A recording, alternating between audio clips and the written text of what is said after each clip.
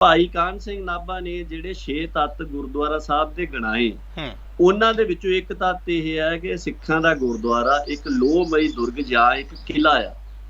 ਹੂੰ ਸੋ ਇੱਕ ਕਿਲੇ ਦੇ ਵਿੱਚੋਂ ਆ ਕੇ ਗੁਰੂ ਮਹਾਰਾਜ ਦਾ ਸਰੂਪ ਕੋਈ ਚੋਰੀ ਕਰਕੇ ਲੈ ਜਾਂਦਾ ਤੇ ਸਿੱਖਾਂ ਨੂੰ ਪਤਾ ਵੀ ਨਹੀਂ ਲੱਗਦਾ ਵੀ ਉਹ ਕੌਣ ਲੈ ਕੇ ਗਿਆ ਆ। ਇਹਦਾ ਮਤਲਬ ਇਹ ਆ ਕਿ ਅਸੀਂ ਆਪਣੀ ਪਰੰਪਰਾ ਦੇ ਮੁਤਾਬਕ ਜਿਹੜਾ ਉਹਦੇ ਵਿੱਚ ਕਿਲੇ ਵਾਲਾ ਤੱਤ ਸੀਗਾ ਉਹ ਗੁਰਦੁਆਰਿਆਂ ਨੂੰ ਨਹੀਂ ਰਹਿਣ ਦਿੱਤਾ। ਕਮੇਟੀ ਨੇ ਜੋ ਦਰਬਾਰ ਸਾਹਿਬ ਦੇ ਵਿੱਚ ਵੀ ਘਟਨਾ ਵਾਪਰੀ ਹੈ ਉਹਦੇ ਬਾਰੇ ਦੇ ਵਿੱਚ ਕੋਈ ਲਿਖਤੀ ਤੱਥ ਰਿਪੋਰਟ ਜਿਹੜੀ ਆ ਉਹ ਸੰਗਤ ਦੇ ਸਾਹਮਣੇ ਰੱਖੀ ਹੋਵੇ, ਕਿਤੇ ਨਹੀਂ ਵਾਪਰਿਆ। ਜਿਹੜੀਆਂ ਘਟਨਾਵਾਂ ਸ਼੍ਰੋਮਣੀ ਗੁਰਦੁਆਰਾ ਕਮੇਟੀ ਨਾਲ ਸੰਬੰਧਿਤ ਹੋਰਨਾਂ ਗੁਰਦੁਆਰਾ ਸਾਹਿਬਾਨ 'ਚ ਕਿਤੇ ਹੋਈਆਂ ਉਹਨਾਂ ਦੇ ਬਾਰੇ ਦੇ ਵਿੱਚ ਕਿਤੇ ਨਹੀਂ ਆਇਆ। ਸ਼੍ਰੋਮਣੀ ਗੁਰਦੁਆਰਾ ਪ੍ਰਬੰਧਕ ਕਮੇਟੀ ਵੱਲੋਂ ਕਿਤੇ ਇਹ ਕੋਸ਼ਿਸ਼ ਨਹੀਂ ਕੀਤੀ ਜਾਂਦੀ ਕਿ ਜਿੱਥੇ ਕਿਤੇ ਵੀ ਘਟਨਾ ਵਾਪਰੀ ਆ ਉਹਦੀ ਅਸਲ ਹਕੀਕਤ ਸੱਚਾਈ ਜਿਹੜੀ ਆ ਉਹ ਸੰਗਤ ਦੇ ਸਾਹਮਣੇ ਰੱਖੀ ਜਾਵੇ, ਉਹਦੇ ਪਿਛਲੇ ਕਾਰਨਾਂ ਦੀ ਸ਼ਨਾਖਤ ਕੀਤੀ ਜਾਵੇ, ਉਹਨਾਂ ਕਾਰਨਾਂ ਨੂੰ ਦੂਰ ਕਰਨ ਦੇ ਵਾਸਤੇ ਕੀ ਕੀਤਾ ਜਾ ਸਕਦਾ ਉਹ ਕੀਤਾ ਜਾ ਸਕੇ। ਕਿ ਸਾਡੀ ਆਪਣੀ ਫੈਸਲਾ ਲੈਣ ਦੀ ਜਿਹੜੀ ਪੰਥਕ ਰਵਾਇਤ ਹੈ ਉਹ ਬਿਲਕੁਲ ਹੀ ਅਸੀਂ ਪਿਛਲੇ ਸਮੇਂ ਦੇ ਵਿੱਚ ਭੁੱਲ ਚੁੱਕੇ ਆ, ਉਹਨੂੰ ਛੱਡ ਚੁੱਕੇ ਆ।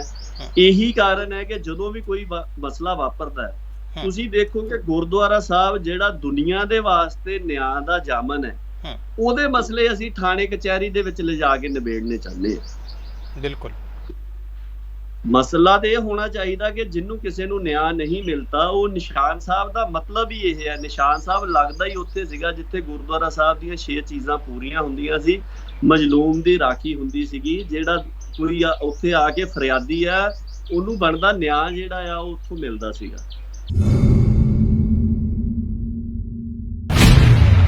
ਪਰ ਸਿਆਸੀ ਤੌਰ ਦੇ ਉੱਪਰ ਜੇ ਦੇਖਿਆ ਜਾਵੇ ਤੇ ਬੜਾ ਵੱਡਾ ਹਿੱਸਾ ਇਹ ਗੱਲ ਮੰਨਦਾ ਆ ਕਿ ਇਹ ਸਿੱਖਾਂ ਦੀ ਇੱਕ ਬਜਵੀਂ ਵਿਦਿਨ ਸਿਸਟਮ ਸਿਆਸੀ ਤਾਕਤ ਦਾ ਇੱਕ ਹਿੱਸਾ ਸੀਗਾ ਜਿਹੜਾ ਅਕਾਲੀ ਦਲ ਦੇ ਰੂਪ ਦੇ ਵਿੱਚ ਸੀ ਔਰ ਬਾਅਦ ਚ ਜਿਹਦੇ ਤੇ ਬਾਦਲ ਪਰਿਵਾਰ ਦਾ ਕਬਜ਼ਾ ਸਟੇਟ ਦੀ ਮਦਦ ਦੇ ਨਾਲ ਕੀਤਾ ਗਿਆ ਸੀ।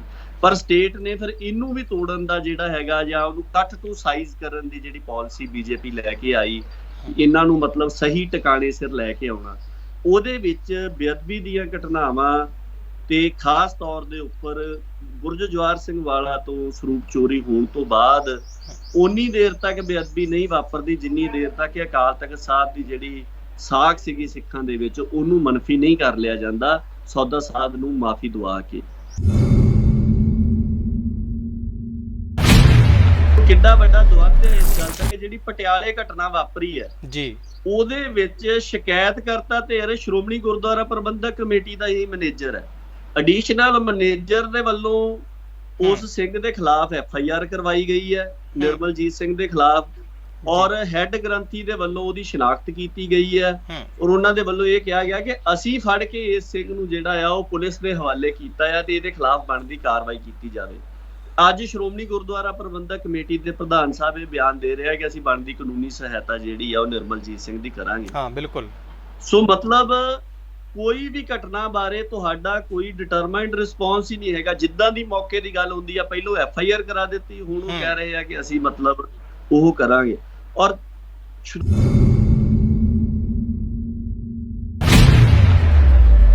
ਕਿਉਂਕਿ ਅਕਾਲ ਤਖਤ ਸਾਹਿਬ ਇੱਕ ਇਸ ਤਰ੍ਹਾਂ ਦੀ ਸੰਸਥਾ ਸੀਗੀ ਜਿਹਦੀ ਸਿੱਖਾਂ ਦੇ ਵਿੱਚ ਬਹੁਤ ਵੱਡੇ ਪੱਧਰ ਦੇ ਉੱਪਰ ਕ੍ਰੈਡੀਬਿਲਿਟੀ ਸੀਗੀ ਜੀ, ਔਰ ਲੋਕ ਅਜੇ ਵੀ ਮਤਲਬ ਸੰਸਥਾ ਦੇ ਤੌਰ ਦੇ ਉੱਪਰ ਸਭ ਤੋਂ ਵੱਧ ਭਰੋਸਾ ਜਿਹੜਾ ਆ ਉਹ ਅਕਾਲ ਤਖਤ ਸਾਹਿਬ ਦੀ ਸੰਸਥਾ ਦੇ ਉੱਪਰ ਹੀ ਕਰਨਾ ਚਾਹੁੰਦੇ ਆ। ਬਿਲਕੁਲ। ਔਰ ਪਿਛਲੇ ਸਮੇਂ ਦੇ ਵਿੱਚ ਆਪਾਂ ਇਹ ਦੇਖਿਆ ਸੀ ਕਿ ਜਦੋਂ ਵੀ ਬਾਦਲ ਦਲ ਜਿਹੜਾ ਕਿ ਸ਼੍ਰੋਮਣੀ ਗੁਰਦੁਆਰਾ ਪ੍ਰਬੰਧਕ ਕਮੇਟੀ ਦੇ ਪ੍ਰਬੰਧ ਦੇ ਰਾਹੀਂ ਅਕਾਲ ਤਖਤ ਸਾਹਿਬ ਦੇ ਪੂਰੇ ਸੇਵਾ ਸੰਭਾਲ ਦੇ ਨਿਜ਼ਾਮ ਦੇ ਉੱਪਰ ਕਹੀਏ ਵੀ ਆਪਾਂ ਕਾਬਜ਼ ਹੈ ਆ, ਉਹ ਜਦੋਂ ਵੀ ਕਿਸੇ ਸਮੱਸਿਆ ਦੇ ਵਿੱਚ ਘਿਰਦੇ ਸੀਗੇ ਤੇ ਉਹ ਅਕਾਲ ਤਖਤ ਦੀ ਕ੍ਰੈਡੀਬਿਲਿਟੀ ਦੇ ਪਿੱਛੇ ਜਾ ਕੇ ਖੜ ਜਾਂਦੇ ਸੀ। ਉੱਥੇ ਉਹਨਾਂ ਨੂੰ ਵੱਡੇ ਪੱਧਰ ਦੇ ਉੱਪਰ ਡੈਮੇਜ ਕਰ ਸਕਣਾ ਔਖਾ ਹੋ ਜਾਂਦਾ ਸੀਗਾ ਕਿਉਂਕਿ ਬੇਸ਼ੱਕ ਪੰਥਕ ਸਫਰਾਂ ਦੇ ਵਿੱਚ ਜਾਂ ਸਿਆਸੀ ਤੌਰ ਦੇ ਉੱਪਰ ਜਿਹੜੇ ਚੇਤਨ ਹਿੱਸੇ ਸੀਗੇ ਉਹ ਤਾਂ ਇਸ ਗੱਲ ਨੂੰ ਸਮਝਦੇ ਸੀ, ਪਰ ਆਮ ਸਿੱਖ ਹਿੱਸਾ ਜਿਹੜਾ ਆ ਉਹ ਇਸ ਗੱਲ ਦੀ ਮਤਲਬ ਉਹ ਡਿਫੈਂਸ ਲੈ ਜਾਂਦੇ ਸੀਗੇ ਉਹ ਅਕਾਲ ਤਖਤ ਦਾ।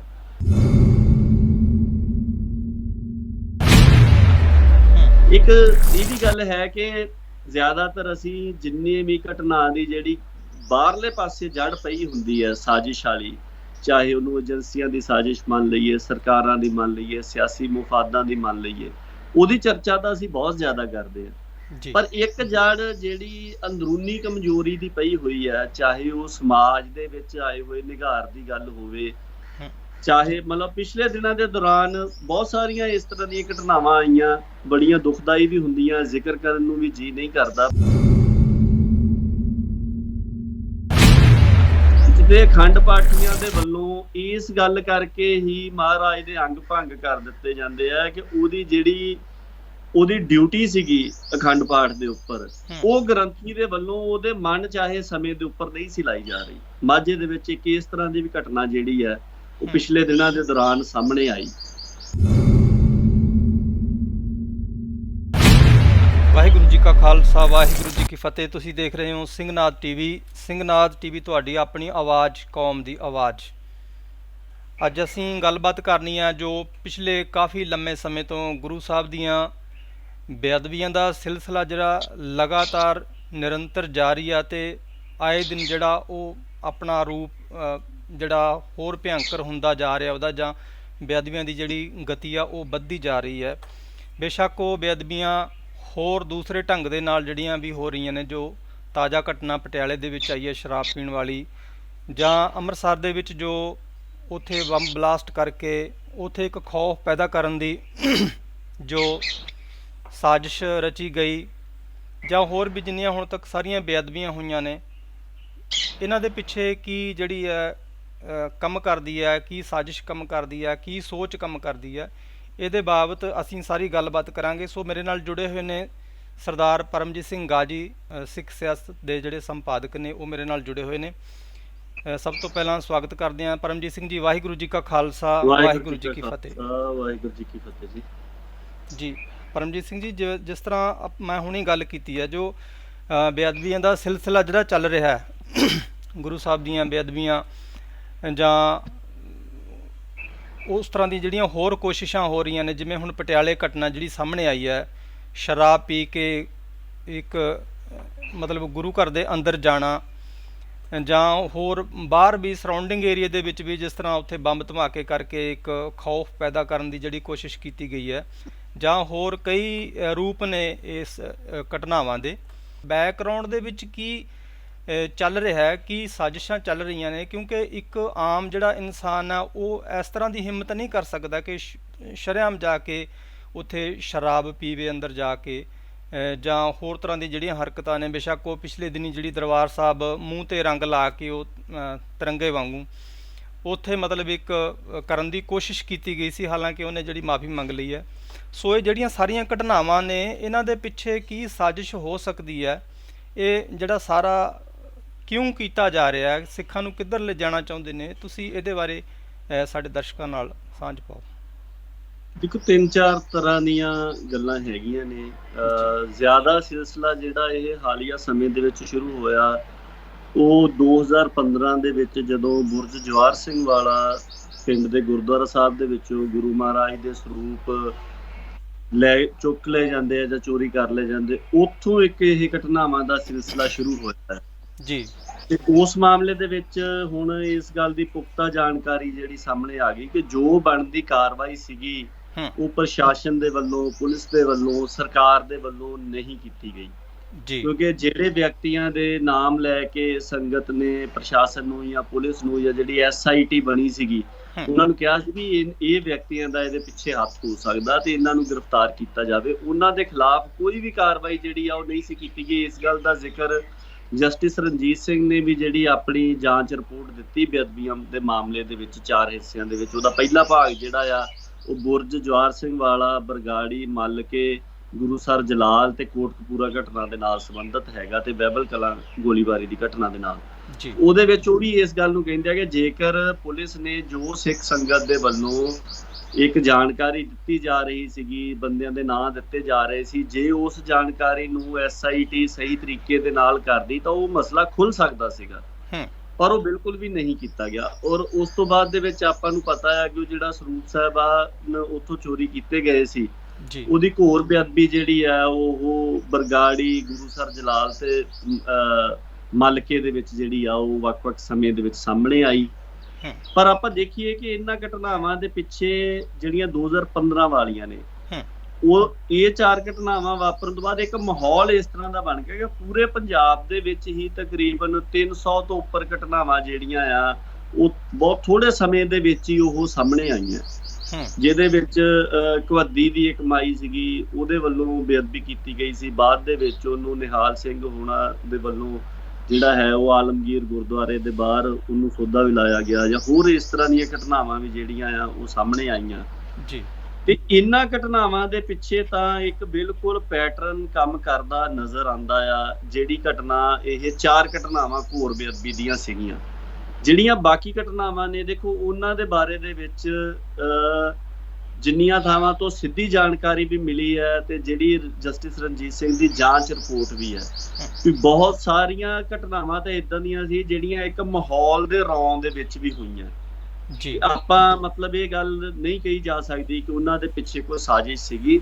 ਸਾਜ਼ਿਸ਼ ਇਸ ਤਰੀਕੇ ਦੇ ਨਾਲ ਕਹੀ ਜਾ ਸਕਦੀ ਹੈ ਕਿ ਜਦੋਂ ਵਾਰ-ਵਾਰ ਘੋਰ ਬੇਅਦਬੀ ਦੀਆਂ ਘਟਨਾਵਾਂ ਵਾਪਰਦੀਆਂ ਤਾਂ ਸਮਾਜ ਦੇ ਵਿੱਚ ਇੱਕ ਇਸ ਤਰ੍ਹਾਂ ਦਾ ਮਾਹੌਲ ਬਣ ਜਾਂਦਾ ਹੈ, ਤੇ ਜਿਹੜੇ ਕੁਝ ਅਨਸਰ ਜਿਨ੍ਹਾਂ ਦੇ ਮਨਾਂ ਦੇ ਵਿੱਚ ਉਸ ਤਰ੍ਹਾਂ ਸਤਿਕਾਰ ਨਹੀਂ ਹੁੰਦਾ, ਉਹ ਕੁਝ ਵੀ ਇਸ ਤਰ੍ਹਾਂ ਦੀ ਘਟਨਾ ਕਰਨ ਦਾ ਉਹ ਹੀਆ ਕਰ ਲੈਂਦੇ ਆ, ਜਾਂ ਮਤਲਬ ਮਾਹੌਲ ਦੀ ਰੌਂ ਦੇ ਵਿੱਚ ਉਹ ਉਸ ਤਰ੍ਹਾਂ ਦੀਆਂ ਘਟਨਾਵਾਂ ਨੂੰ ਅੰਜਾਮ ਦੇਣ ਵੱਲ ਨੂੰ ਸੋਚ ਲੈਂਦੇ।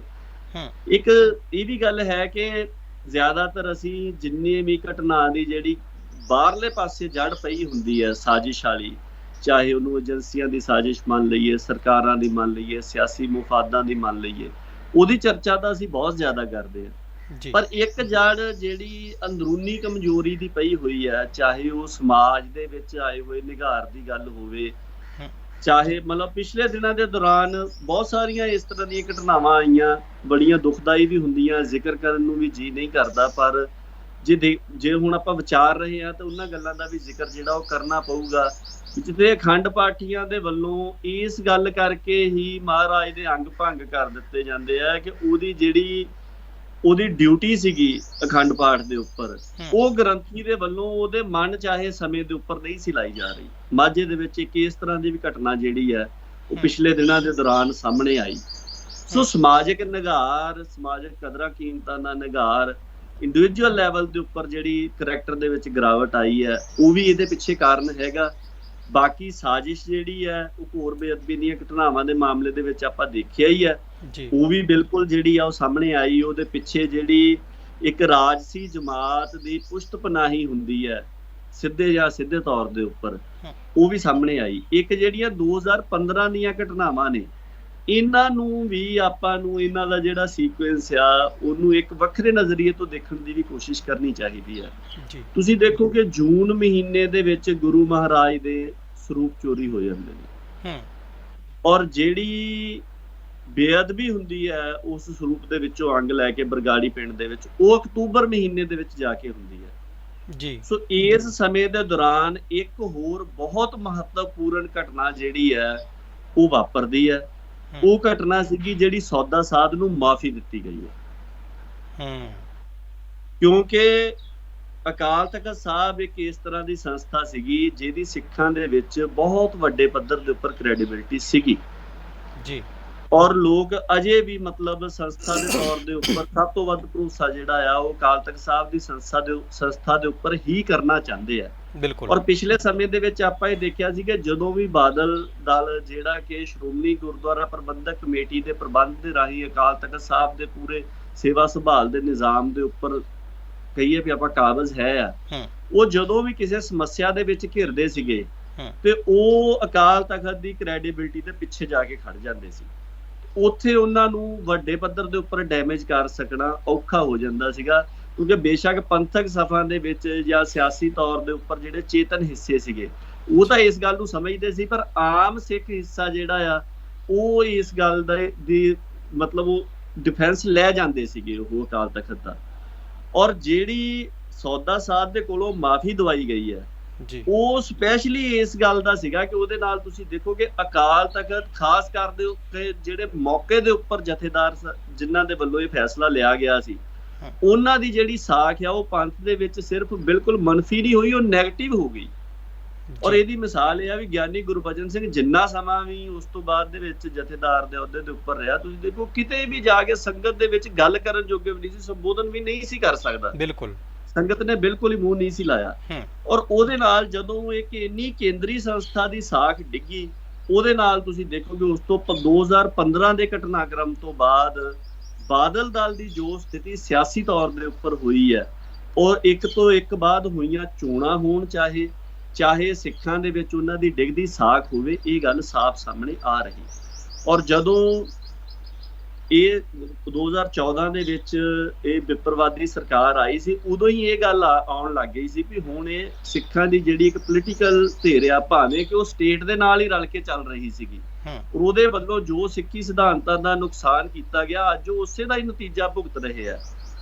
ਪਰ ਉਹਦੇ ਬਾਵਜੂਦ ਵੀ ਸਿੱਖਾਂ ਦੀ ਇੱਕ ਕੰਸੋਲੀਡੇਟਡ ਪਾਵਰ, ਬੜਾ ਵੱਡਾ ਹਿੱਸਾ ਇਹ ਗੱਲ ਮੰਨਦਾ ਆ। ਆਪਾਂ ਉਹਦੇ ਨਾਲ ਇਤਫਾਕ ਰੱਖੀਏ ਜਾਂ ਨਾ ਰੱਖੀਏ, ਇੱਕ ਅਲੱਗਾ ਗੱਲ ਹੈ। ਕਿਉਂਕਿ ਜੇ ਬਿਲਕੁਲ ਸਿੱਖ ਸਰੋਕਾਰਾਂ ਦੇ ਪੱਖ ਤੋਂ ਦੇਖਾਂਗੇ ਤੇ ਆਪਾਂ ਨੂੰ ਇਹ ਕਹਿਣਾ ਪਊਗਾ ਕਿ ਇਹ ਬਿਲਕੁਲ ਮਤਲਬ ਇਹਨਾਂ ਨੇ ਪੰਥ ਦੇ ਹਿੱਤਾਂ ਦੇ ਵਿਰੋਧ ਦੇ ਵਿੱਚ ਕੰਮ ਕੀਤਾ, ਆਪਣੇ ਨਿੱਜੀ ਮੁਫਾਦਾਂ ਨੂੰ ਪੰਥਕ ਸਰੋਕਾਰਾਂ ਤੋਂ ਉੱਪਰ ਰੱਖ ਕੇ ਚੱਲਦੇ ਰਹੇ ਆ। ਪਰ ਸਿਆਸੀ ਤੌਰ ਦੇ ਉੱਪਰ ਜੇ ਦੇਖਿਆ ਜਾਵੇ ਤੇ ਬੜਾ ਵੱਡਾ ਹਿੱਸਾ ਇਹ ਗੱਲ ਮੰਨਦਾ ਆ ਕਿ ਇਹ ਸਿੱਖਾਂ ਦੀ ਇੱਕ ਬਜਵੀਂ ਵਿਦਿਨ ਸਿਸਟਮ ਸਿਆਸੀ ਤਾਕਤ ਦਾ ਇੱਕ ਹਿੱਸਾ ਸੀਗਾ, ਜਿਹੜਾ ਅਕਾਲੀ ਦਲ ਦੇ ਰੂਪ ਦੇ ਵਿੱਚ ਸੀ, ਔਰ ਬਾਅਦ 'ਚ ਜਿਹਦੇ ਤੇ ਬਾਦਲ ਪਰਿਵਾਰ ਦਾ ਕਬਜ਼ਾ ਸਟੇਟ ਦੀ ਮਦਦ ਦੇ ਨਾਲ ਕੀਤਾ ਗਿਆ ਸੀ। ਪਰ ਸਟੇਟ ਨੇ ਫਿਰ ਇਹਨੂੰ ਵੀ ਤੋੜਨ ਦਾ ਜਿਹੜਾ ਹੈਗਾ, ਜਾਂ ਉਹਨੂੰ ਕੱਟ ਟੂ ਸਾਈਜ਼ ਕਰਨ ਦੀ ਜਿਹੜੀ ਪਾਲਿਸੀ ਬੀਜੇਪੀ ਲੈ ਕੇ ਆਈ, ਇਹਨਾਂ ਨੂੰ ਮਤਲਬ ਸਹੀ ਟਿਕਾਣੇ ਸਿਰ ਲੈ ਕੇ ਆਉਣਾ, ਉਹਦੇ ਵਿੱਚ ਬੇਅਦਬੀ ਦੀਆਂ ਘਟਨਾਵਾਂ ਤੇ ਖਾਸ ਤੌਰ ਦੇ ਉੱਪਰ ਬੁਰਜ ਜਵਾਹਰ ਸਿੰਘ ਵਾਲਾ ਤੋਂ ਸਰੂਪ ਚੋਰੀ ਹੋਣ ਤੋਂ ਬਾਅਦ ਓਨੀ ਦੇਰ ਤੱਕ ਬੇਅਦਬੀ ਨਹੀਂ ਵਾਪਰਦੀ ਜਿੰਨੀ ਦੇਰ ਤੱਕ ਅਕਾਲ ਤਖਤ ਸਾਹਿਬ ਦੀ ਜਿਹੜੀ ਸਾਖ ਸੀਗੀ ਸਿੱਖਾਂ ਦੇ ਵਿੱਚ, ਉਹਨੂੰ ਮਨਫੀ ਨਹੀਂ ਕਰ ਲਿਆ ਜਾਂਦਾ ਸੌਦਾ ਸਾਧ ਨੂੰ ਮਾਫੀ ਦਵਾ ਕੇ।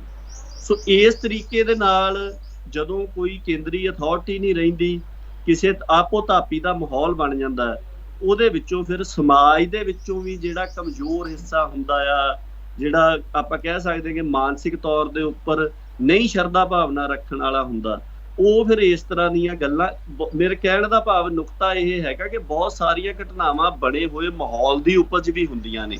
ਇਹ ਜ਼ਰੂਰੀ ਨਹੀਂਗਾ ਕਿ ਉਹ ਕਿਸੇ ਸਾਜ਼ਿਸ਼ ਦਾ ਹਿੱਸਾ ਹੋਣ। ਹਾਂ, ਸਾਜ਼ਿਸ਼ ਵਾਲਾ ਪੱਖ ਵੀ ਜਿਹੜਾ ਉਹ ਬਿਲਕੁਲ ਨਹੀਂ ਨਕਾਰਿਆ ਜਾ ਸਕਦਾ, ਉਹ ਵੀ ਮੌਜੂਦ ਹੈਗਾ ਆ, ਦੋਵੇਂ ਰੂਪ ਦੇ ਵਿੱਚ ਹੀ, ਘਟਨਾਵਾਂ ਕਰਾਉਣ ਦੇ ਰੂਪ ਦੇ ਵਿੱਚ ਵੀ ਤੇ ਇੱਕ ਮਾਹੌਲ ਸਿਰਜਣ ਦੇ ਰੂਪ ਦੇ ਵਿੱਚ ਵੀ। ਜੀ ਬਿਲਕੁਲ ਬਿਲਕੁਲ। ਸੋ ਜਦੋਂ ਆਪਾਂ ਜਿਹੜੀਆਂ ਸਾਡੀਆਂ ਸਰਮੌਰ ਸੰਸਥਾਵਾਂ ਨੇ, ਚਾਹੇ ਉਹ ਸ਼੍ਰੋਮਣੀ ਕਮੇਟੀ ਹੈ ਜਾਂ ਹੋਰ ਕੁਝ ਸੰਸਥਾਵਾਂ ਹੈਗੀਆਂ ਸਿਰ ਕੱਢ, ਜਦੋਂ ਕੋਈ ਇਸ ਤਰ੍ਹਾਂ ਦੀ ਮਤਲਬ ਬੇਅਦਬੀ ਹੁੰਦੀ ਹੈ ਜਾਂ ਇਸ ਤਰ੍ਹਾਂ ਦੀ ਘਟਨਾ ਘਟਦੀ ਹੈ, ਜੋ ਆਪਾਂ ਹੁਣ ਹਾਲਾਤ ਦੇਖਦੇ ਹਾਂ ਤਾਜ਼ਾ, ਉਹਨੂੰ ਇੱਕ ਕਾਹਲ ਦੇ ਵਿੱਚ ਫਟਾਫਟ ਜਿਹੜੀ ਸਮੇਟਣ ਦੀ ਇੱਕ ਕਾਹਲ ਲੱਗੀ ਹੁੰਦੀ ਹੈ ਕਿ ਇਹਦਾ ਫਟਾਫਟ ਜਿਹੜਾ ਇੱਕ ਪਾਸਾ ਹੋ ਜੇ, ਜਾਂ ਤੇ ਉਹਨੂੰ ਪੁਲਿਸ ਦੇ ਹੈਂਡਓਵਰ ਕਰਕੇ ਤੇ ਮਤਲਬ ਫ੍ਰੀ ਹੋਣਾ ਚਾਹੁੰਦੇ ਆ। ਪਰ ਜਿੰਨੀ ਇਹ ਗੰਭੀਰ ਨੇ ਇਹ ਜਿਹੜੀਆਂ ਘਟਨਾਵਾਂ ਨੇ, ਮਤਲਬ ਜਿੰਨੀ ਇਹ ਮਤਲਬ ਇਹਨਾਂ ਨੂੰ ਜਿਸ ਗੰਭੀਰਤਾ ਦੇ ਨਾਲ ਲੈਣਾ ਚਾਹੀਦਾ, ਕਿਉਂਕਿ ਉਹਨਾਂ ਕੇਸਾਂ ਦੀ ਪੈਰਵਾਈ ਕਰਨੀ ਚਾਹੀਦੀ ਹੈ, ਜਾਂ ਪ੍ਰਸ਼ਾਸਨ ਨੂੰ ਜਵਾਬਦੇਹ ਬਣਾਉਣਾ ਚਾਹੀਦਾ ਕਿ ਇਹਨਾਂ ਦੀ ਜਿਹੜੀ ਸਹੀ ਨਿਸ਼ਾਨਦੇਹੀ ਹੋਣੀ ਚਾਹੀਦੀ ਹੈ। ਉਹ ਜੋ ਪੈਰਵਾਈ ਬੈਕਗਰਾਊਂਡ ਤੇ ਹੋਣੀ ਹੁੰਦੀ ਹੈ, ਉਹ ਕੋਈ ਸੰਜੀਦਗੀ ਦੇ ਨਾਲ ਨਹੀਂ ਹੋ ਰਹੀ। ਇਹ ਕਿਉਂ ਇਸ ਤਰ੍ਹਾਂ ਦਾ ਜਿਹੜਾ ਇੱਕ ਕਾਹਲ ਜੀ ਲੱਗੀ ਹੁੰਦੀ ਹੈ ਫਟਾਫਟ ਉਹਨੂੰ ਕਿਨਾਰਾ ਕਰਨ ਦੀ?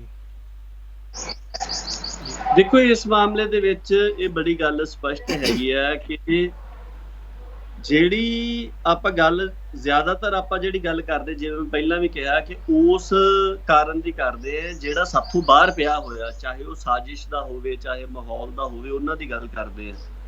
ਅਸੀਂ ਆਪ ਦੀਆਂ ਅੰਦਰੂਨੀ ਕਮਜ਼ੋਰੀਆਂ ਦੀ ਗੱਲ ਨਹੀਂ ਕਰਦੇ। ਦੇਖੋ, ਬਿਮਾਰੀ ਵੀ ਉਸੇ ਸਰੀਰ ਦੇ ਉੱਪਰ ਹੀ ਕਾਮਯਾਬੀ ਦੇ ਨਾਲ ਹਮਲਾ ਕਰ ਪਾਉਂਦੀ ਹੈ, ਜਿਹੜੇ ਸਰੀਰ ਦੇ ਵਿੱਚ ਬਿਮਾਰੀ ਦੇ ਨਾਲ ਲੜਨ ਦੀ ਤਾਕਤ ਜਿਹੜੀ ਹੈ ਉਹ ਕਮਜ਼ੋਰ ਪੈ ਜਾਂਦੀ ਹੈ। ਜੀ ਹੁਣ ਭਾਈ ਕਾਹਨ ਸਿੰਘ ਨਾਭਾ ਨੇ ਜਿਹੜੇ 6 ਤੱਤ ਗੁਰਦੁਆਰਾ ਸਾਹਿਬ ਦੇ ਗਿਣਾਏ, ਉਹਨਾਂ ਦੇ ਵਿੱਚੋਂ ਇੱਕ ਤੱਤ ਇਹ ਹੈ ਕਿ ਸਿੱਖਾਂ ਦਾ ਗੁਰਦੁਆਰਾ ਇੱਕ ਲੋਹਮਈ ਦੁਰਗ ਜਾਂ ਇੱਕ ਕਿਲਾ ਆ। ਸੋ ਇੱਕ ਕਿਲੇ ਦੇ ਵਿੱਚੋਂ ਆ ਕੇ ਗੁਰੂ ਮਹਾਰਾਜ ਦਾ ਸਰੂਪ ਕੋਈ ਚੋਰੀ ਕਰਕੇ ਲੈ ਜਾਂਦਾ ਤੇ ਸਿੱਖਾਂ ਨੂੰ ਪਤਾ ਵੀ ਨਹੀਂ ਲੱਗਦਾ ਵੀ ਉਹ ਕੌਣ ਲੈ ਕੇ ਗਿਆ ਆ। ਇਹਦਾ ਮਤਲਬ ਇਹ ਆ ਕਿ ਅਸੀਂ ਆਪਣੀ ਪਰੰਪਰਾ ਦੇ ਮੁਤਾਬਕ ਜਿਹੜਾ ਉਹਦੇ ਵਿੱਚ ਕਿਲੇ ਵਾਲਾ ਤੱਤ ਸੀਗਾ ਉਹ ਗੁਰਦੁਆਰਿਆਂ ਨੂੰ ਨਹੀਂ ਰਹਿਣ ਦਿੱਤਾ। ਬਿਲਕੁਲ, ਤੁਸੀਂ ਦੇਖੋ ਆ ਹੁਣ ਕੁਝ ਘਟਨਾਵਾਂ ਹੋਈਆਂ ਜਿੱਥੇ ਕਿ ਸੰਗਤ ਦੀ ਹਾਜ਼ਰੀ ਦੇ ਵਿੱਚ ਘਟਨਾਵਾਂ ਹੋਣ ਲੱਗ ਗਈਆਂ। ਅਜੇ ਵੀ ਲਗਭਗ 95% ਦੀ ਘਟਨਾਵਾਂ ਗੁਰੂ ਮਹਾਰਾਜ ਦੀ, ਗੁਰੂ ਗ੍ਰੰਥ ਸਾਹਿਬ ਜੀ ਦੀ ਬੇਅਦਬੀ ਦੀਆਂ ਉਹ ਨੇ ਜਿਹੜੀਆਂ ਕਿ ਗੈਰ ਹਾਜ਼ਰੀ ਦੇ ਵਿੱਚ ਹੋਈਆਂ। ਗੁਰਦੁਆਰਾ ਸਾਹਿਬ ਦੇ ਵਿੱਚ ਗੁਰੂ ਮਹਾਰਾਜ ਦਾ ਸਰੂਪ ਪ੍ਰਕਾਸ਼ਮਾਨ ਹੈ, ਪਰ ਉੱਥੇ ਕੋਈ ਵੀ ਹਾਜ਼ਰ ਨਹੀਂ ਹੈ। ਇੱਥੇ ਇੱਕ ਬਿਸ਼ਨਪੁਰ ਪਿੰਡ ਆ, ਉੱਥੇ ਇੱਕ 8 ਸਾਲ ਦੇ ਬੱਚੇ ਦੇ ਵੱਲੋਂ ਮਹਾਰਾਜ ਦੇ ਅੰਗ ਜਿਹੜੇ ਆ ਉਹ ਭੰਗ ਕੀਤੇ ਜਾਂਦੇ ਆ। ਔਰ ਜਦੋਂ ਇਹ ਕੰਮ ਕਰਦਾ ਬਾਅਦ ਚ CCTV ਤੋਂ ਪਤਾ ਲੱਗਦਾ, ਕਿਉਂਕਿ ਗੁਰਦੁਆਰਾ ਸਾਹਿਬ ਦੇ ਵਿੱਚ ਕੋਈ ਹਾਜ਼ਰ ਹੀ ਨਹੀਂ ਸੀਗਾ। ਜੌਲੀਆਂ ਪਿੰਡ ਦੇ ਵਿੱਚ ਇੱਥੇ ਸੰਗਰੂਰ ਭਵਾਨੀਗੜ੍ਹ ਦੇ ਲਾਗੇ ਬੇਅਦਬੀ ਹੋਈ, ਉੱਥੇ ਵੀ ਇਹੀ ਸਥਿਤੀ ਸੀਗੀ। ਨਵੇਂ ਸ਼ਹਿਰ ਦੇ ਲਾਗੇ ਇੱਕ ਗੁਰਦੁਆਰਾ ਸਾਹਿਬ ਦੇ ਵਿੱਚ ਬੱਚਿਆਂ ਨੇ ਕਾਰਾ ਕੀਤਾ ਸੀਗਾ ਬਿਲਕੁਲ ਬੇਅਦਬੀ ਦਾ। ਛੋਟੇ ਬੱਚੇ ਸੀਗੇ, ਕੋਈ 5 ਸਾਲ ਦਾ, ਕੋਈ 7 ਸਾਲ ਦਾ, ਵੱਡੇ ਤੋਂ ਵੱਡਾ ਮੇਰੇ ਖਿਆਲ 8-9 ਸਾਲ ਦਾ ਸੀਗਾ। ਤੇ ਉੱਥੇ ਵੀ ਤੁਸੀਂ ਦੇਖੋ ਕਿ ਉਹ ਮਤਲਬ ਬਿਲਕੁਲ ਹੀ ਜਿਹੜੀ ਕੋਈ ਵੀ ਉਸ ਸਮੇਂ ਗੁਰਦੁਆਰਾ ਸਾਹਿਬ ਦੇ ਵਿੱਚ ਹਾਜ਼ਰ ਨਹੀਂ ਸੀਗਾ। ਹਾਲਾਂਕਿ ਪੰਥਕ ਰਵਾਇਤ ਦੇ ਮੁਤਾਬਕ, ਪੰਥਕ ਪਰੰਪਰਾ ਦੇ ਮੁਤਾਬਕ ਗੁਰੂ ਮਹਾਰਾਜ ਦਾ ਜਿੱਥੇ ਸਰੂਪ ਹੋਣਾ ਉੱਥੇ 5 ਸਿੰਘਾਂ ਦੀ ਹਾਜ਼ਰੀ ਜ਼ਰੂਰੀ ਹੈ। ਗੁਰੂ ਕੇ ਵਜ਼ੀਰ ਦੀ, ਚੌਰ ਬਰਦਾਰ ਦੀ, ਧੂਪੀਏ ਸਿੰਘ ਦੀ, ਲਾਂਗਰੀ ਸਿੰਘ ਦੀ, ਬਰਸ਼ਾ ਬਰਦਾਰ ਦੀ ਹਾਜ਼ਰੀ ਉੱਥੇ ਹੋਣੀ ਚਾਹੀਦੀ ਹੈ। ਬਿਲਕੁਲ। ਫਿਰ ਜਿੱਥੇ ਹਾਜ਼ਰੀ ਵੀ ਹੈ ਉੱਥੇ ਹਾਜ਼ਰੀ ਤਾਂ ਹੈਗੀ ਆ, ਪਰ ਪੰਥਕ ਪਰੰਪਰਾ ਦਾ ਪਹਿਰਾ ਨਹੀਂ ਹੈਗਾ। ਜਿਸ ਤਰ੍ਹਾਂ ਤੁਸੀਂ ਦੇਖੋ ਕਿ ਮੋਰਿੰਡੇ ਦੇ ਵਿੱਚ ਗੁਰੂ ਮਹਾਰਾਜ ਦੀ ਬੇਅਦਬੀ ਦੀ ਘਟਨਾ ਵਾਪਰੀ, ਉਹ ਵਿਅਕਤੀ ਜੋੜੇ ਪਾ ਕੇ ਗੁਰੂ ਮਹਾਰਾਜ ਦੇ ਪ੍ਰਕਾਸ਼ ਸਥਾਨ ਤੱਕ ਚਲਿਆ ਗਿਆ। ਬਿਲਕੁਲ। ਸੋ ਹਾਜ਼ਰੀ ਉੱਥੇ ਮਤਲਬ ਕਿਸ ਤਰ੍ਹਾਂ ਦੀ ਹੈ? ਕੀ ਉਹ ਚੇਤਨ ਹਾਜ਼ਰੀ ਸਿੱਖ ਪਰੰਪਰਾ ਦੇ ਵਿੱਚ ਜਿਹੜੀ ਹਾਜ਼ਰੀ ਚਾਹੀਦੀ ਆ ਉਹ ਹੈ? ਕੀ ਉੱਥੇ ਬਰਸ਼ਾ ਬਰਦਾਰ ਸਿੰਘ ਦੀ ਹਾਜ਼ਰੀ ਸੀਗੀ? ਜੇ ਹਾਜ਼ਰੀ ਹੁੰਦੀ ਉਹ ਜੋੜੇ ਪਾ ਕੇ ਉੱਥੇ ਤੱਕ ਜਾ ਸਕਦਾ ਸੀਗਾ, ਉੱਥੇ ਹੀ ਉਹਨੂੰ ਰੋਕਿਆ ਜਾ ਸਕਦਾ ਸੀ। ਬਿਲਕੁਲ। ਘਟਨਾ ਜਿਹੜੀ ਆ ਉਹ ਵਾਪਰ ਨੂੰ ਰੋਕ ਸਕਦੀ ਸੀਗੀ। ਬਿਲਕੁਲ। ਸੋ ਇਹਨਾਂ ਗੱਲਾਂ ਬਾਰੇ ਕਦੀ ਵੀ ਗੱਲ ਨਹੀਂ ਕੀਤੀ ਜਾਂਦੀ। ਸੋ ਇਹੀ ਕਾਰਨ ਹੈ ਕਿ ਜਿੰਨੀਆਂ ਵੀ ਸਿੱਖਾਂ ਦੀਆਂ ਸੰਸਥਾਵਾਂ ਨੇ, ਚਾਹੇ ਉਹ ਪਿੰਡਾਂ ਦੀਆਂ ਪੰਚਾਇਤਾਂ ਹੋਣ, ਚਾਹੇ ਪਿੰਡਾਂ ਦੀਆਂ ਗੁਰਦੁਆਰਾ ਕਮੇਟੀਆਂ ਹੋਣ, ਚਾਹੇ ਜਿਹੜੀਆਂ ਸਾਡੀਆਂ ਹੋਰ ਸੰਸਥਾਵਾਂ ਹੈਗੀਆਂ, ਕਿ ਉਹ ਮਾਮਲੇ ਨੂੰ ਫਟਾਫਟ ਨਿਬੇੜਨ ਵਾਲੇ ਪਾਸੇ ਨੂੰ ਚੱਲਣਾ ਸ਼ੁਰੂ ਕਰ ਦਿੰਦੇ ਆ।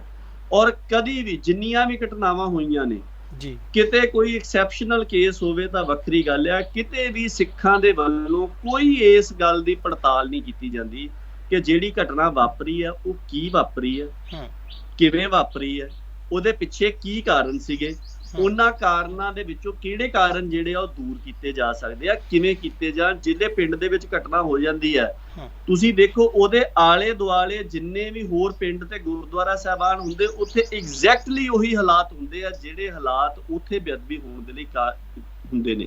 ਜਿਸ ਤਰ੍ਹਾਂ ਜਦੋਂ ਇੱਥੇ ਬਿਸ਼ਨਪੁਰ ਦੇ ਵਿੱਚ ਘਟਨਾ ਵਾਪਰੀ ਤਾਂ ਮੈਨੂੰ ਸਿੰਘਾਂ ਨੇ ਦੱਸਿਆ ਕਿ ਇਸ ਤਰ੍ਹਾਂ ਘਟਨਾ ਉੱਥੇ ਵਾਪਰੀ। ਉਹਨਾਂ ਨੂੰ ਮੈਂ ਇਹੀ ਬੇਨਤੀ ਕੀਤੀ ਸੀਗੀ, ਮੈਂ ਜੀ ਇਹਦੇ ਵਿੱਚੋਂ ਤੁਸੀਂ ਟਾਸਕ ਕੱਢੋ। ਹੁਣ 8 ਸਾਲ ਦਾ ਬੱਚਾ ਆ, ਉਹਨੂੰ ਤੁਸੀਂ ਫੜਾ ਦਿਓਗੇ, ਪੁਲਿਸ ਨੂੰ ਵੀ ਫੜਾ ਦਿਓਗੇ। ਚਲੋ ਪੁਲਿਸ ਦੇ ਕੋਲ ਸੀਗਾ, ਪੁਲਿਸ ਨੇ ਪੁੱਛ ਪੜਤਾਲ ਵੀ ਉਹਦੇ ਕੋਲੋਂ ਕੀਤੀ, ਸਭ ਕੁਝ ਕੀਤਾ, ਹੈ ਨਾ।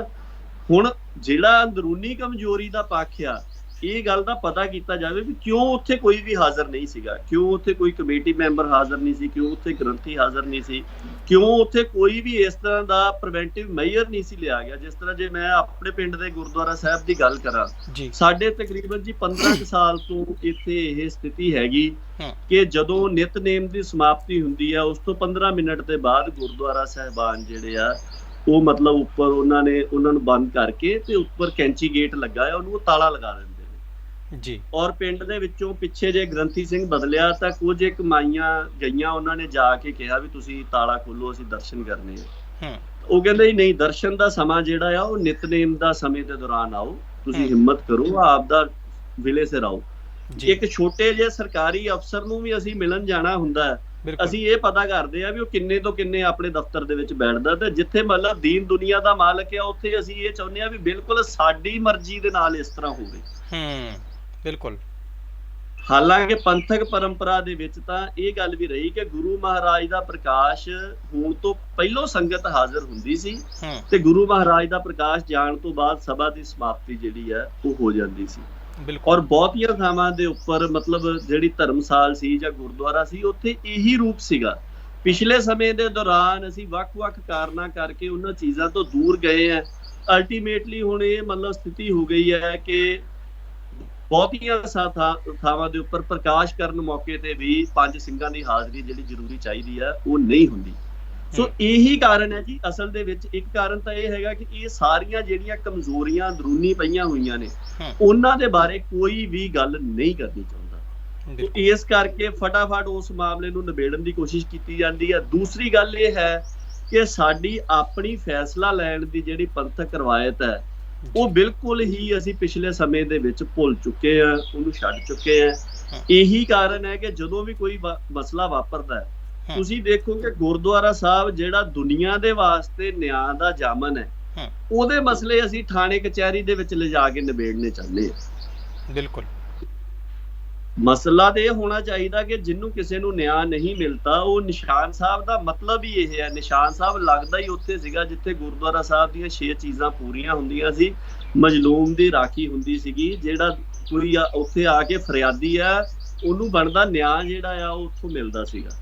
ਸੋ ਹੁਣ ਦੂਸਰਾ ਕਾਰਨ ਤਾਂ ਇਹ ਹੈਗਾ ਕਿ ਕਿਤੇ ਵੀ ਲੋਕਾਂ ਦੇ ਆਪਣੇ ਨਿੱਜੀ ਮੁਫਾਦ ਜਿਹੜੇ ਆ ਉਹ ਇੰਨੇ ਜ਼ਿਆਦਾ ਉੱਪਰ ਹੋ ਗਏ ਕਿ ਕਿਤੇ ਵੀ ਸਾਂਝੀ ਸਹਿਮਤੀ ਬਣਾ ਕੇ ਆਪਸ ਦੇ ਵਿੱਚ ਬੈਠ ਕੇ ਵਿਚਾਰ ਵਟਾਂਦਰਾ, ਪੰਜ ਸਿੰਘਾਂ ਦੀ ਹਾਜ਼ਰੀ ਦੇ ਵਿੱਚ ਜੋ ਸੱਚਾਈ ਹੈ ਉਹ ਹਰ ਇੱਕ ਸੰਬੰਧਿਤ ਬੰਦਾ ਦੱਸ ਸਕੇ, ਕਬੂਲ ਸਕੇ। ਸਿੱਖਾਂ ਦੇ ਵਿੱਚ ਤਾਂ ਇਹ ਬੜੀ ਵੱਡੀ ਰਵਾਇਤ ਰਹੀ ਆ ਕਿ ਜੇ ਕਿਸੇ ਕੋਲੋਂ ਅਵਗਿਆ ਹੋਈ ਹੈ, ਉਹ ਸੱਚੇ ਮਨੋਂ ਕਬੂਲ ਕਰੇ ਕਿ ਮੇਰੇ ਕੋਲੋਂ ਅਵਗਿਆ ਹੋਈ ਹੈ। ਉਹਦੇ ਵਾਸਤੇ ਉਹ ਬਣਦੀ ਤਨਖਾਹ ਜਿਹੜੀ ਪੰਥ ਦੇ ਵੱਲੋਂ ਲੱਗਦੀ ਉਹ ਪੂਰੀ ਕਰੇ, ਔਰ ਤਨਖਾਹ ਪੂਰੀ ਹੋਣ ਤੋਂ ਬਾਅਦ ਜਿੱਦਣ ਉਹ ਆ ਕੇ ਅਰਦਾਸ ਕਰਦਾ ਹੈ, ਉਹਦੇ ਪਿਛਲੇ ਕਰਮ ਜਿਹੜੇ ਸੀਗੇ ਉਹ ਮਤਲਬ ਉਹਨਾਂ ਦੀ ਮੁਕੰਮਲ ਮੁਆਫੀ ਮੰਨ ਲਈ ਜਾਂਦੀ ਹੈ। ਔਰ ਉਸ ਤੋਂ ਬਾਅਦ ਦੇ ਵਿੱਚ ਉਹਦੇ ਨਾਲ ਇਸ ਗੱਲ ਦੇ ਲਈ ਕੋਈ ਭੇਦਭਾਵ ਨਹੀਂ ਕਰ ਸਕਦੇ ਕਿ ਕਿਸੇ ਸਮੇਂ ਇਹਨੇ ਕੋਈ ਅਵਗਿਆ ਕੀਤੀ ਸੀਗੀ, ਬਸ਼ਰਤੇ ਕਿ ਬੰਦਾ ਆਪਦਾ ਅਗਲਾ ਵਿਹਾਰ ਜਿਹੜਾ ਆ ਉਹ ਦਰੁਸਤ ਰੱਖੇ ਜਾਂ ਵਾਰ-ਵਾਰ ਇਸ ਤਰ੍ਹਾਂ ਨਾ ਕਰੇ। ਸੋ ਸਿੱਖਾਂ ਦੇ ਵਿੱਚ ਬੜੀ ਵੱਡੀ ਰਵਾਇਤ ਹੈਗੀ ਆ। ਉੱਥੇ ਜਿੱਥੇ ਗੁਰੂ ਦੀ ਗੱਲ ਆ, ਤੁਹਾਡੇ ਕੋਲੋਂ ਅਵਗਿਆ ਹੋਈ ਹੈ, ਉੱਥੇ ਉਹਨੂੰ ਮੰਨਣਾ ਚਾਹੀਦਾ। ਪਰ ਅੱਜ ਦੇ ਸਮੇਂ ਦੇ ਵਿੱਚ ਹਉਮੈ ਦਾ ਪਸਾਰਾ ਇੰਨਾ ਜ਼ਿਆਦਾ ਹੋ ਗਿਆ ਕਿ ਇਹ ਗੱਲ ਵੀ ਜਿਹੜੀ ਆ ਉਹ ਹਰ ਕੋਈ ਮੰਨਣ ਦੇ ਵਿੱਚ ਹੇਠੀ ਸਮਝਦਾ ਆ। ਇਸ ਗੱਲ ਨੂੰ ਦਬਾਉਣ ਦੀ ਕੋਸ਼ਿਸ਼ ਕੀਤੀ ਜਾਂਦੀ। ਤੀਸਰਾ ਤੇ ਆਖਰੀ ਕਾਰਨ ਇਹਦੇ ਵਿੱਚ ਇਹ ਹੈਗਾ ਕਿ ਸਾਡੀਆਂ ਜਿਹੜੀਆਂ ਸੰਸਥਾਵਾਂ, ਜਿਸ ਤਰ੍ਹਾਂ ਸ਼੍ਰੋਮਣੀ ਗੁਰਦੁਆਰਾ ਪ੍ਰਬੰਧਕ ਕਮੇਟੀ ਹੈ, ਉਹ ਆਪ ਪੰਥਕ ਰਵਾਇਤ ਦੇ ਅਨੁਸਾਰ ਨਹੀਂ ਬਣੀ ਹੋਈ। ਆਪਾਂ ਕਹਿ ਦਿੰਦੇ ਆ ਕਿ ਸਟਰਗਲ ਦੇ ਵਿੱਚੋਂ ਸ਼੍ਰੋਮਣੀ ਕਮੇਟੀ ਨਿਕਲੀ। ਜਿਹੜੀ ਸਟਰਗਲ ਦੇ ਵਿੱਚੋਂ ਸ਼੍ਰੋਮਣੀ ਕਮੇਟੀ ਨਿਕਲੀ ਸੀਗੀ, ਉਹਦਾ ਤਾਂ ਭੋਗ ਜਿਹੜਾ ਆ ਉਹ 2025 ਦੇ ਵਿੱਚ ਜਦੋਂ ਕਾਨੂੰਨ ਬਣਿਆ ਉਦੋਂ ਪੈ ਗਿਆ ਸੀ, ਕਿਉਂਕਿ ਅੰਗਰੇਜ਼ ਨੇ ਇਹ ਗੱਲ ਦੇਖੀ ਕਿ ਸਿੱਖਾਂ ਨੇ ਆਪਣੇ ਕੇਂਦਰੀ ਸਥਾਨਾਂ ਦਾ ਪ੍ਰਬੰਧ ਆਪਣੇ ਹੱਥਾਂ ਦੇ ਵਿੱਚ ਲੈ ਲਿਆ, ਨੰਬਰ 1। ਨੰਬਰ 2, ਇਹਨਾਂ ਨੇ ਆਪਣੇ ਫੈਸਲੇ ਲੈਣ ਦਾ ਜਿਹੜਾ ਆਪਣਾ ਤਰੀਕਾਕਾਰ ਹੈਗਾ ਟ੍ਰੈਡੀਸ਼ਨਲ ਪੰਥਕ, ਉਹਨੂੰ ਪੁਨਰ ਸਰਜੀਤ ਕਰ ਲਿਆ। ਤੀਜਾ, ਇਹਨਾਂ ਨੇ ਆਪਣੇ ਆਗੂ ਚੁਣਨ ਦਾ ਜਿਹੜਾ ਰਵਾਇਤੀ ਤਰੀਕਾਕਾਰ ਹੈਗਾ ਉਹ ਕਰ ਲਿਆ। ਅੰਗਰੇਜ਼ ਨੇ ਕਿਹਾ ਕਿ ਠੀਕ ਹੈ, ਸੰਸਥਾਵਾਂ ਦਾ ਪ੍ਰਬੰਧ ਤੁਸੀਂ ਆਪਣੇ ਕੋਲ ਰੱਖੋ, ਪਰ ਫੈਸਲੇ ਲੈਣ ਦਾ ਪ੍ਰਬੰਧ, ਤਰੀਕਾਕਾਰ ਤੇ ਜਿਹੜਾ ਆਗੂ ਚੁਣਨ ਦਾ ਤਰੀਕਾਕਾਰ ਹੈ ਉਹ ਤੁਸੀਂ ਸਾਡਾ ਅਪਣਾਓ। 1922 ਤੋਂ ਬਾਅਦ 3 ਸਾਲ ਜਿਹੜੀ ਸਟਰਗਲ ਚੱਲੀ, ਜਿਹਦੇ ਚ ਜ਼ਿਆਦਾ ਮੋਰਚੇ ਜਿਨ੍ਹਾਂ ਦਾ ਇਤਿਹਾਸ ਦੇ ਵਿੱਚ ਜ਼ਿਕਰ ਆਉਂਦਾ ਹੈ, ਉਹ ਕਿਸੇ ਗੁਰਦੁਆਰਾ ਸਾਹਿਬ ਦੀ ਸੇਵਾ ਸੰਭਾਲ ਲੈਣ ਦੇ ਵਾਸਤੇ ਨਹੀਂ ਸੀ ਲੱਗੇ ਜੀ। ਅੰਗਰੇਜ਼ ਆਨੇ ਬਹਾਨੇ ਸਿੱਖਾਂ ਨੂੰ ਤਸ਼ੱਦਦ ਦਾ ਟਾਰਗੇਟ ਇਸ ਕਰਕੇ ਬਣਾ ਰਿਹਾ ਸੀਗਾ ਕਿ ਤੁਸੀਂ ਸ਼੍ਰੋਮਣੀ ਗੁਰਦੁਆਰਾ ਪ੍ਰਬੰਧਕ ਕਮੇਟੀ ਦਾ ਡਿਸੀਜਨ ਮੇਕਿੰਗ ਪ੍ਰੋਸੈਸ ਤੇ ਇਲੈਕਸ਼ਨ ਪ੍ਰੋਸੈਸ ਜਿਹੜਾ ਆ ਉਹ ਮਾਡਰਨ ਵੈਸਟਰਨ ਇਲੈਕਸ਼ਨ ਸਿਸਟਮ ਵਾਲਾ ਤੇ ਬਿਊਰੋਕ੍ਰੈਟਿਕ ਸਿਸਟਮ ਵਾਲਾ ਉਹ ਸਾਡਾ ਅਪਣਾਓ ਜੀ। ਤੇ ਸਿੱਖ ਜਿਹੜੇ ਸੰਘਰਸ਼ ਜਿਨ੍ਹਾਂ ਨੇ ਕੀਤਾ ਸੀਗਾ ਉਹ ਜੇਲਾਂ ਇਸੇ ਕਰਕੇ ਹੀ ਇੰਨੇ ਸਮੇਂ ਤੱਕ ਕੱਟਦੇ ਰਹੇ। ਜੇਲਾਂ ਦੇ ਵਿੱਚੋਂ ਚੜ੍ਹਾਈ ਵੀ ਕੀਤੇ, ਸ਼ਹੀਦੀਆਂ ਵੀ ਪਾ ਗਏ। ਉਹ ਇਸ ਕਰਕੇ ਕਿ ਉਹ ਇਹ ਕਹਿ ਰਹੇ ਸੀ ਕਿ ਨਹੀਂ, ਅਸੀਂ ਜੋ ਸਾਡਾ ਪੰਥਕ ਤਰੀਕਾਕਾਰ ਹੈਗਾ ਆ ਫੈਸਲੇ ਲੈਣ ਦਾ ਤੇ ਆਗੂ ਚੁਣਨ ਦਾ, ਅਸੀਂ ਉਹ ਬਰਕਰਾਰ ਰੱਖਣਾ ਹੈ। ਪਰ ਅਲਟੀਮੇਟਲੀ ਆਪਾਂ ਨੂੰ ਪਤਾ ਆ ਕਿ ਸਿੱਖਾਂ ਦੇ ਵਿੱਚੋਂ ਹੀ ਇੱਕ ਜਿਹੜਾ ਐਲੀਟ ਹਿੱਸਾ ਸੀਗਾ, ਕਿਉਂਕਿ ਅੰਗਰੇਜ਼ਾਂ ਦੇ ਸਿਸਟਮ ਦੇ ਵਿੱਚ ਤਾਂ ਸ਼ਖਸੀਅਤ ਨੂੰ ਮਾਨਤਾ ਨਹੀਂ ਗੀ, ਉੱਥੇ ਤਾਂ ਅਹੁਦੇ ਨੂੰ ਮਾਨਤਾ ਆ। ਬਿਲਕੁਲ। ਅਹੁਦੇ ਦੇ ਵਿੱਚ ਜਿਹੜੇ ਬੰਦੇ ਉਸ ਸਮੇਂ ਪ੍ਰਧਾਨ ਸੀਗੇ ਜਾਂ ਸਕੱਤਰ ਸੀਗੇ, ਉਹਨਾਂ ਦੇ ਵੱਲੋਂ ਸਹਿਮਤੀ ਜਿਹੜੀ ਆ ਉਹ ਕਾਨੂੰਨ ਨੂੰ ਦੇ ਦਿੱਤੀ ਗਈ। ਔਰ ਉਹਦੇ ਕਰਕੇ ਸ਼੍ਰੋਮਣੀ ਗੁਰਦੁਆਰਾ ਪ੍ਰਬੰਧਕ ਕਮੇਟੀ ਦੀ ਪਿਛਲੇ 100 ਸਾਲ ਦੀ ਜਿਹੜੀ ਪ੍ਰੈਕਟਿਸ ਆ 1925 ਤੋਂ ਬਾਅਦ, ਉਹ ਬਿਲਕੁਲ ਹੀ ਲਗਭਗ ਤੁਸੀਂ ਲਾ ਲਓ ਕਿ ਉਹ ਬਿਲਕੁਲ ਇੱਕ ਬਿਊਰੋਕ੍ਰੈਟਿਕ ਸਿਸਟਮ ਵਾਲੀ ਹੋ ਗਈ ਆ। ਔਰ ਉਹ ਹੋਣ ਕਰਕੇ ਵੀ ਉਹ ਇਹ ਚਾਹੁੰਦੇ ਆ ਕਿ ਬਿਲਕੁਲ ਜਿਹੜਾ ਮਸਲਾ ਹੈਗਾ ਉਹ ਪੁਲਿਸ ਦੇ ਹੱਥ 'ਚ ਚਲਿਆ ਜਾਵੇ। ਅਸੀਂ ਇਸ ਗੱਲ ਤੋਂ ਜਿਹੜੇ ਫਾਰਗ ਹੋ ਜਾਈਏ। ਤੁਸੀਂ ਦੇਖੋ ਕਿੱਡਾ ਵੱਡਾ ਦਵੰਦ ਹੈ ਇਸ ਗੱਲ ਦਾ। ਮੇਰੀ ਆਵਾਜ਼ ਆ ਰਹੀ ਜੀ? ਜੀ ਬਿਲਕੁਲ ਬਿਲਕੁਲ ਆ ਰਹੀ ਹੈ। ਹਾਂਜੀ ਹਾਂਜੀ। ਸੋ ਕਿੱਡਾ ਵੱਡਾ ਦਵੰਦ ਹੈ ਇਸ ਗੱਲ ਦਾ ਕਿ ਜਿਹੜੀ ਪਟਿਆਲੇ ਘਟਨਾ ਵਾਪਰੀ ਹੈ ਜੀ, ਉਹਦੇ ਵਿੱਚ ਸ਼ਿਕਾਇਤਕਰਤਾ ਧਿਰ ਸ਼੍ਰੋਮਣੀ ਗੁਰਦੁਆਰਾ ਪ੍ਰਬੰਧਕ ਕਮੇਟੀ ਦਾ ਹੀ ਮੈਨੇਜਰ ਹੈ। ਐਡੀਸ਼ਨਲ ਮੈਨੇਜਰ ਦੇ ਵੱਲੋਂ ਉਸ ਸਿੰਘ ਦੇ ਖਿਲਾਫ FIR ਕਰਵਾਈ ਗਈ ਹੈ, ਨਿਰਮਲਜੀਤ ਸਿੰਘ ਦੇ ਖਿਲਾਫ। ਔਰ ਹੈੱਡ ਗ੍ਰੰਥੀ ਦੇ ਵੱਲੋਂ ਉਹਦੀ ਸ਼ਨਾਖਤ ਕੀਤੀ ਗਈ ਹੈ ਔਰ ਉਹਨਾਂ ਦੇ ਵੱਲੋਂ ਇਹ ਕਿਹਾ ਗਿਆ ਕਿ ਅਸੀਂ ਫੜ ਕੇ ਇਸ ਸਿੰਘ ਨੂੰ ਜਿਹੜਾ ਆ ਉਹ ਪੁਲਿਸ ਦੇ ਹਵਾਲੇ ਕੀਤਾ ਆ ਤੇ ਇਹਦੇ ਖਿਲਾਫ ਬਣਦੀ ਕਾਰਵਾਈ ਕੀਤੀ ਜਾਵੇ। ਅੱਜ ਸ਼੍ਰੋਮਣੀ ਗੁਰਦੁਆਰਾ ਪ੍ਰਬੰਧਕ ਕਮੇਟੀ ਦੇ ਪ੍ਰਧਾਨ ਸਾਹਿਬ ਇਹ ਬਿਆਨ ਦੇ ਰਿਹਾ ਕਿ ਅਸੀਂ ਬਣਦੀ ਕਾਨੂੰਨੀ ਸਹਾਇਤਾ ਜਿਹੜੀ ਆ ਉਹ ਨਿਰਮਲਜੀਤ ਸਿੰਘ ਦੀ ਕਰਾਂਗੇ। ਹਾਂ ਬਿਲਕੁਲ। ਸੋ ਮਤਲਬ ਕੋਈ ਵੀ ਘਟਨਾ ਬਾਰੇ ਤੁਹਾਡਾ ਕੋਈ ਡਿਟਰਮਾਈਨਡ ਰਿਸਪੌਂਸ ਹੀ ਨਹੀਂ ਹੈਗਾ। ਜਿੱਦਾਂ ਦੀ ਮੌਕੇ ਦੀ ਗੱਲ ਹੁੰਦੀ ਆ ਪਹਿਲੋਂ FIR ਕਰਾ ਦਿੱਤੀ, ਹੁਣ ਉਹ ਕਹਿ ਰਹੇ ਆ ਕਿ ਅਸੀਂ ਮਤਲਬ ਉਹ ਕਰਾਂਗੇ। ਔਰ ਸ਼੍ਰੋਮਣੀ ਕਮੇਟੀ ਨੇ ਜੋ ਦਰਬਾਰ ਸਾਹਿਬ ਦੇ ਵਿੱਚ ਵੀ ਘਟਨਾ ਵਾਪਰੀ ਹੈ ਉਹਦੇ ਬਾਰੇ ਦੇ ਵਿੱਚ ਕੋਈ ਲਿਖਤੀ ਤੱਥ ਰਿਪੋਰਟ ਜਿਹੜੀ ਆ ਉਹ ਸੰਗਤ ਦੇ ਸਾਹਮਣੇ ਰੱਖੀ ਹੋਵੇ, ਕਿਤੇ ਨਹੀਂ ਵਾਪਰਿਆ।